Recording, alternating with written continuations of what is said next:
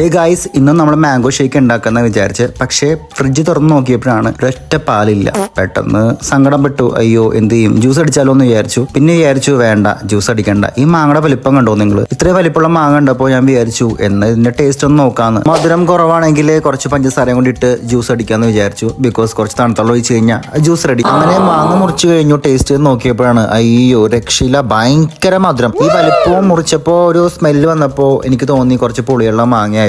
പക്ഷെ അങ്ങനെയല്ല. ഈ മാങ്ങയുടെ പേര് അറിയുന്നവർ എന്താണെന്ന് കമന്റ് ചെയ്യണേ ഗൈസ്. ഞങ്ങള് മാങ്ങ വാങ്ങിച്ചപ്പോ പേരെന്താണെന്ന് നോക്കിയില്ല. പക്ഷെ ഒരു മാങ്ങ 1 കിലോ ഉണ്ടായിരുന്നു. എന്തായാലും അടിപൊളി മാങ്ങ, ഭയങ്കര മധുരം. എന്നാ പിന്നെ മുറിച്ച് അതേപോലെ കഴിച്ചാലോ എന്ന് വിചാരിച്ചു. ഞാൻ അങ്ങനെ ചെറിയ ചെറിയ കഷ്ണങ്ങളാക്കിയിട്ട് ഞങ്ങള് കഴിക്കുകയാണ് ചെയ്തത്. കാരണം എല്ലാ ദിവസവും ഷെയ്ക്ക് കുടിച്ചാൽ ശരിയാകില്ലല്ലോ. പക്ഷെ ഈ മഴയത്തൊരു ഷെയ്ക്ക് കുടിക്കാൻ ഭയങ്കര പൂതിയായിരുന്നു. പക്ഷെ നടന്നില്ല ഗൈസ്. എന്തായാലും അടിപൊളി മാങ്ങ. അപ്പോ ഞാൻ നേരത്തെ പറഞ്ഞ പോലെ ഈ മാങ്ങയുടെ പേരറിയുന്നവർ ഒന്ന് കമന്റ് ചെയ്യണേ.